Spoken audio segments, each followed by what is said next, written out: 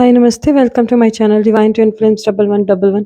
कैसे हो आप सब? होप आप सब अच्छे होंगे, स्वस्थ होंगे और अपनी जर्नी पर आगे बढ़ रहे होंगे। आज का क्वेश्चन है, how can you forgive your twin flame? कैसे फॉरगिव कर सकते हो? कैसे माफ कर सकते हो उनको? फॉरगिव के साथ मैं आज एक फॉरगेट भी जोड़ देती हूँ। कैसे फॉरगेट कर सकते हो अपने पार्टनर को?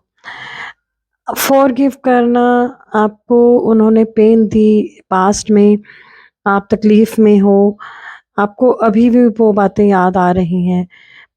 अच्छा ये बताना, कब तक आप किसी को माफ़ नहीं कर सकते? अभी कुछ-कुछ लोग ऐसे कहते हैं, मैंने लाइफ़ में ना सबको माफ़ कर दिया, बट ये ट्विन है ना, इसको माफ़ नहीं कर पा रही हूँ।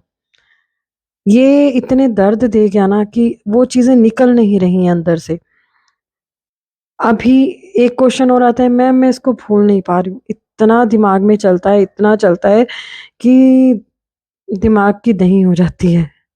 लिटरली ये वर्ड सुनने के लिए मिलते हैं कि मैम ये ना बहुत ज़्यादा डिस्टर्ब कर जाता है। क्या करें? कैसे निकलें इससे बाहर? अगर मुझे इसकी याद नहीं आ रही होती तो मैं बहुत ज़्यादा खुश होती हूँ, बट जैसे ही याद आती है ना वैसे ही मैं डिस्टर्ब हो जाती हूँ।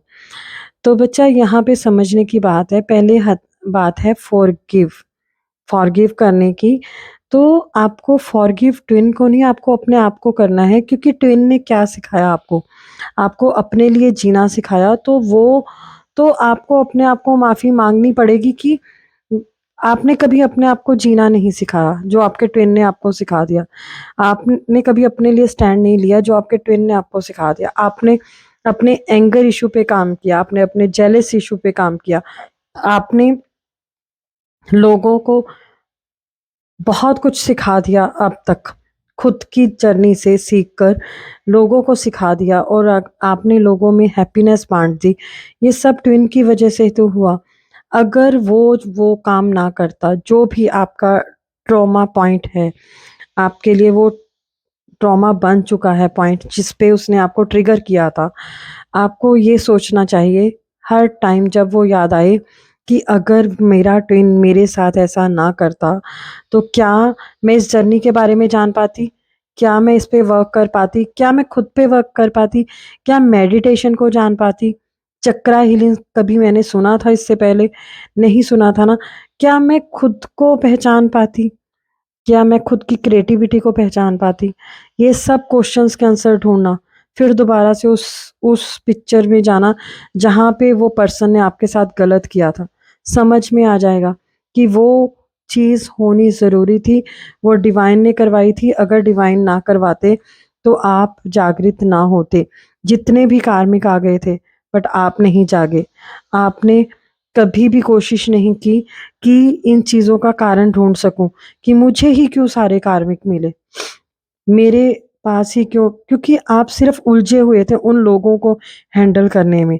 बट इस पर्सन ने सिखाया कि तुझे इन लोगों को नहीं, तुझे खुद को हैंडल करना है, तुझे खुद को समझना है। वो आपका ट्विन ही समझा के गया। तब आपने अपने आप को बाहर जो आपने फैला रखा था, वहाँ से इकट्ठा करके अपने अंदर इकट्ठा कर लिया और अपने अंदर की जर्नी को स्टार्ट कर दिया। तभी कहते हैं ना, इनर जर्नी। आप इनर जर्नी को समझ गए कि मुझे करना क्या है। सेकंड पॉइंट है कि उसको फॉरगेट कैसे करें। अपने ट्विन को फॉरगेट करना, भूलना, आप कैसे भूल सकते हो? 100 तरीके आपको नेट पर मिल जाएँगे। आप बिज़ी हो जाओ, आप फ्रेंड सर्कल में जाओ, इनर वर्क करो, इनर वर्क परचेज़ कर लो। आपको आपके स्पेशल चीज़ें बताई जाएँगी, जिस पे आपको वर्क करना है। आप बैठ के मंत्रा जाप करो, आप मेडिटेशन करो, बहुत कुछ आपको समझाया जाएगा, बहुत कुछ आपको समझाया जाएगा कि आप इस एनर्जी से बाहर आ जाओ। एनर्जी से बाहर कैसे आना है, ये नहीं बताया जाता, but in the end result एक ही है, आप अपने ट्विन को नहीं भूल सकते। आप उनको याद करना कम कर सकते हो, बट आप उनको भूल नहीं सकते।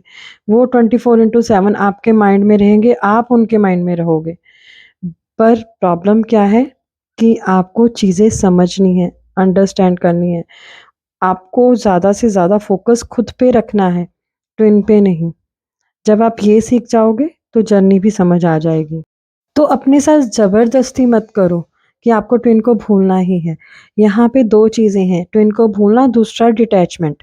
डिटैचमेंट का मतलब क्या होता है कि ट्विन से फ़ोकस हटाकर खुद पे फ़ोकस करना। भूलना नहीं भूल सकते।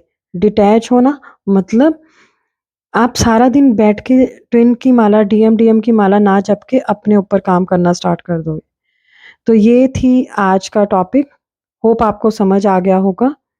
बहुत ईज़ी वे में समझाने की कोशिश करती हूँ। God bless you, take care. ध्यान देके पूरी वीडियो सुना कीजिए, बहुत हेल्पफुल रहेगी।